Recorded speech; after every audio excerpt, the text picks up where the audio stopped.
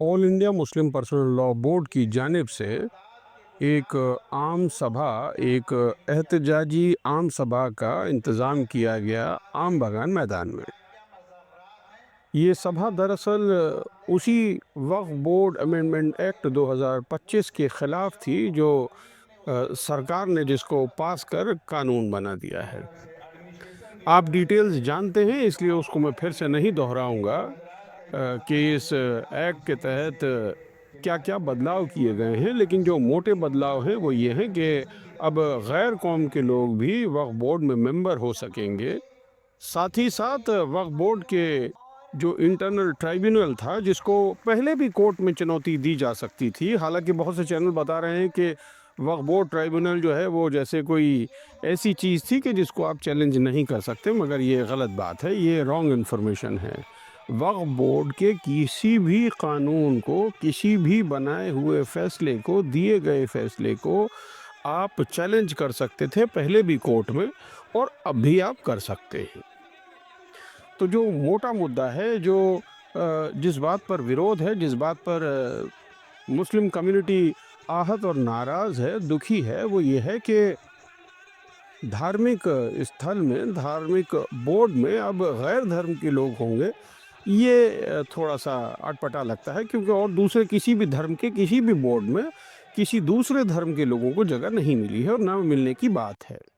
पहली बात ये थी, और दूसरी बात ये है कि अब सरकार किसी भी वक्फ की ज़मीन को, जो वक्फ बाय प्रैक्टिस है, यानी जो पिछले 400, 500, 600 साल से वक्फ के तौर पर, चाहे वो मस्जिद हो या मज़ार या फिर और कुछ, उसको सरकार अब टेक ओवर कर सकती है, जिसके दस्तावेज़ नहीं हैं या जो फिर चैलेंज किया जाए तो डीएम को पावर दिए गए हैं, जिससे वो सारी चीज़ों को अपने अंडर में ले सकते हैं और किसी भी प्रॉपर्टी को डिस्प्यूटेड कराया जा सकता है इस तरह से।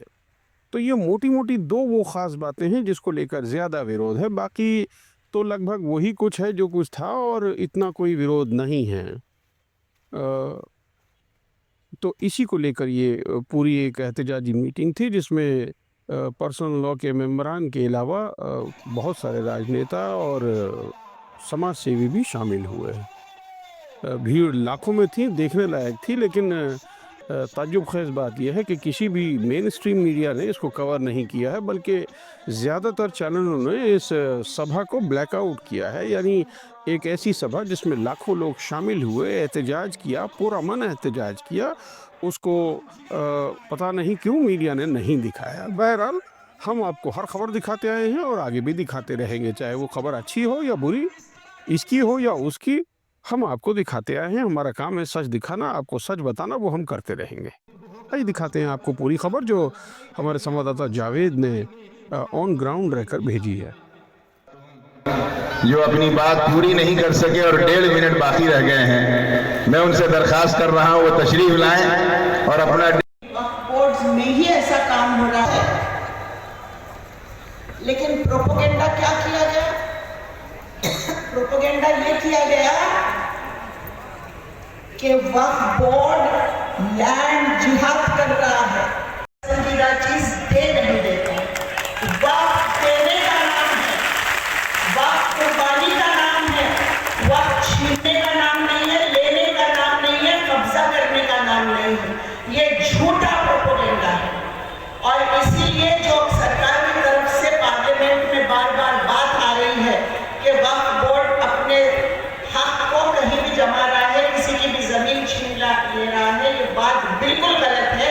क्योंकि हमारे मजहब में, हमारे दीन में सबसे पहला वक्फ हजरत उस्मान रज़ी अल्लाह ताला ने किया था, जिन्होंने कुआं खरीदा।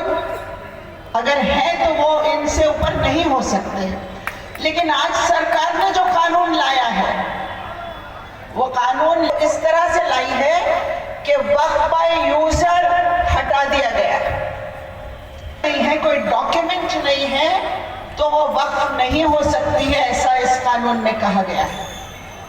उन्होंने कहा है कि लिमिटेशन एक्ट इसको लगाया जाएगा, यानी जैसे दूसरे जमीनात पर होता है कि अगर 12 साल किसी का कब्जा हो और 12 साल, इसलिए हम सबको मुत्तहिद होके इसमें वो काम करना पड़ेगा जो आज तक हमने नहीं किया।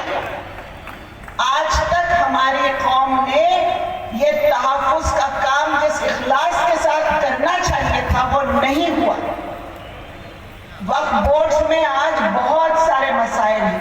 सरकार की किसी किस्म की मदद वक्फ बोर्ड्स को नहीं मिली, न सर्वे है न ज़मीनें कितनी है।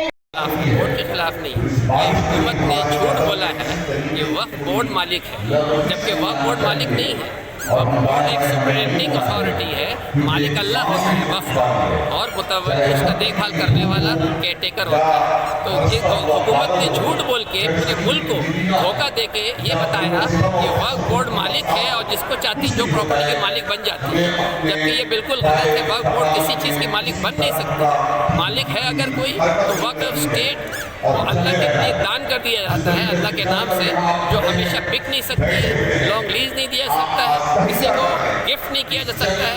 तो जब ऐसे हालत में इस संपत्ति को किस तरह तरक्की करेगा, गवर्नमेंट को चाहिए कि फंड का इंतज़ाम करे इस प्रॉपर्टी को डेवलप करने के लिए, क्योंकि उसकी इनकम से समाज के जितने पिछड़े लोग हैं, जितने गरीब लोग हैं, यतीम मिस्कीन और बेवा हैं, उनका मेंटेनेंस, उनका सपोर्ट कैसे होगा। इसके विरोध में आज क्या कर रहे हैं आप लोग? इसके विरोध में क्या कर रहे हैं आप लोग? इसके विरोध में हम हर धर्म के लोगों को बता रहे हैं कि एक सरकार ने